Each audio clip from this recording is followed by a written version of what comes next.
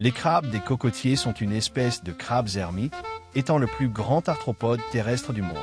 Il est très probable que leur taille soit le maximum que peuvent atteindre actuellement les animaux à exosquelette sur Terre. Cela est dû au fait que, s'ils grandissaient davantage, leur carapace ne résisterait pas à la pression interne, et de plus, s'ils étaient plus gros, ils deviendraient des proies trop faciles.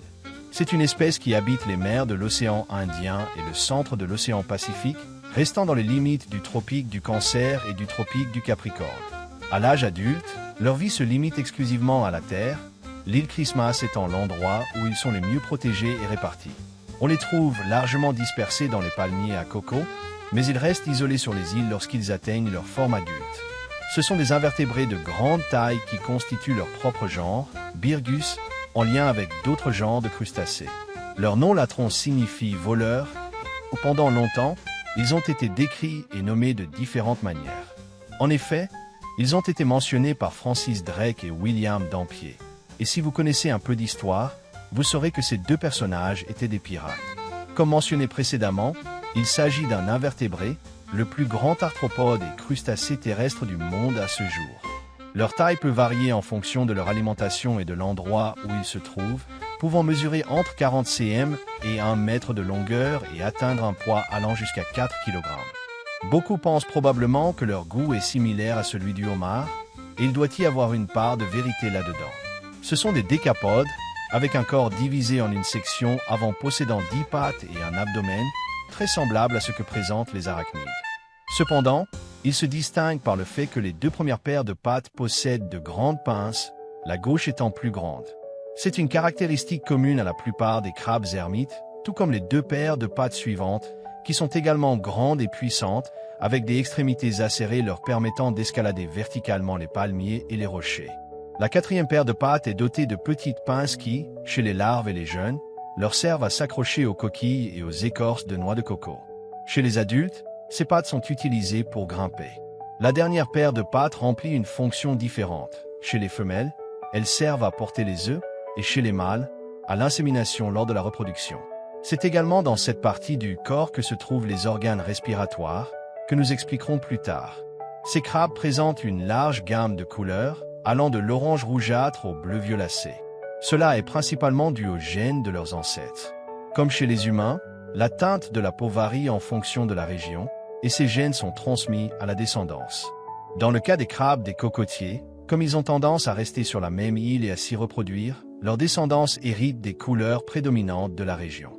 Dans la plupart des endroits, ils sont de couleur bleue. Leur comportement est similaire à celui de leurs cousins, les crabes ermites, mais seulement lorsqu'ils sont juvéniles. À ce stade, ils se cachent dans des coquilles d'escargot pour protéger leurs parties molles. Cependant, lorsqu'ils atteignent l'âge adulte, leur exosquelette se durcit et ils n'ont plus besoin de protection supplémentaire.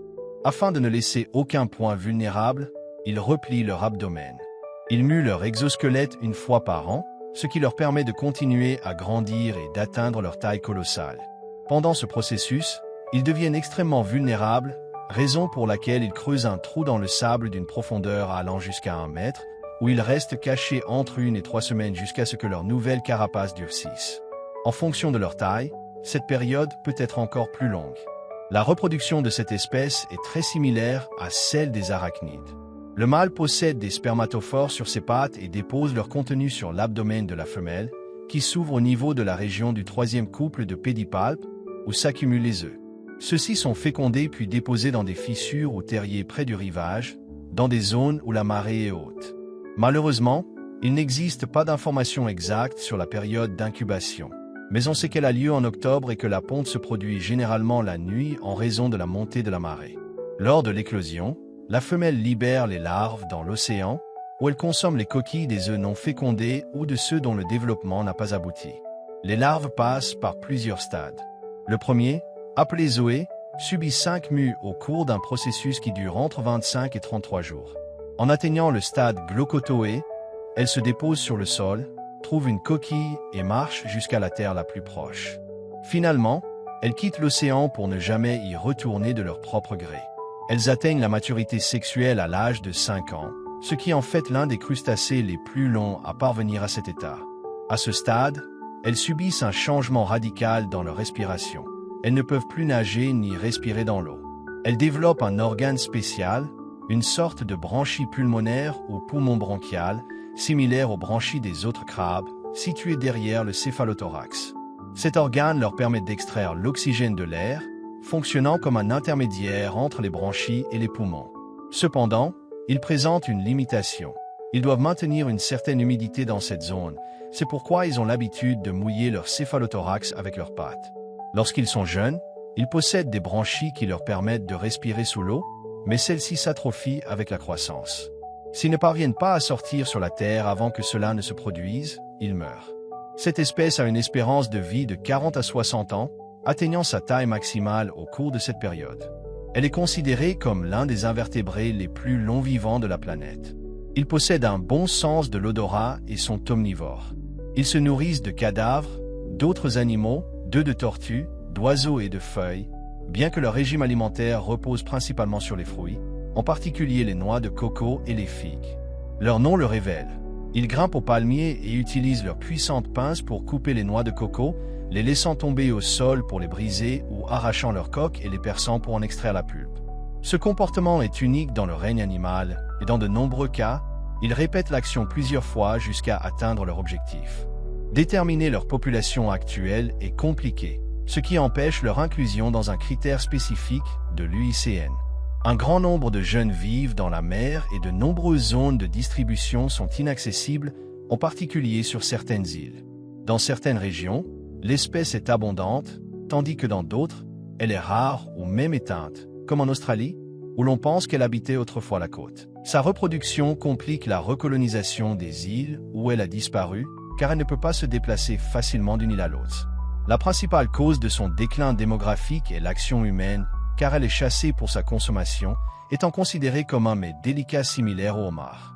Pendant leur phase juvénile, ils font face à de nombreux prédateurs terrestres, comme les mouettes, les colonies de fourmis et les espèces introduites telles que les rats. Cependant, à l'âge adulte, seuls les humains représentent une menace. Leur grande taille et la puissance de leurs pinces en font des adversaires redoutables. En effet, un pincement de ces pinces peut briser un doigt ou causer de graves blessures. Dans certains pays, l'espèce est protégée et seule la capture des spécimens de grande taille est autorisée. Dans d'autres régions, notamment celles plus isolées du monde moderne, aucune réglementation n'existe à ce sujet. Une stratégie possible pour la conservation de l'espèce pourrait être son élevage en captivité, permettant une exploitation contrôlée une fois qu'ils atteignent une taille adéquate. Cela aiderait à maintenir une population stable et à fournir de la nourriture sans mettre en péril leur existence. Néanmoins, en raison du temps nécessaire pour atteindre la maturité, cette mesure pourrait ne pas être totalement viable. Le crabe des cocotiers, un arthropode unique, est véritablement impressionnant et laisserait plus d'un bouche bée. C'est un titan au sein de son ordre et l'un des animaux les plus fascinants qui peuplent les plages du monde. J'espère que cette vidéo vous a plu. Si c'est le cas, laissez un j'aime et partagez-la pour que davantage de personnes découvrent cette chaîne. Je vous laisse mes réseaux sociaux pour que nous restions en contact, et c'est aussi par ce biais que j'annoncerai les actualités de la chaîne. Si vous êtes nouveau, je vous invite à vous abonner. Merci beaucoup d'avoir regardé cette vidéo. À bientôt. Au revoir.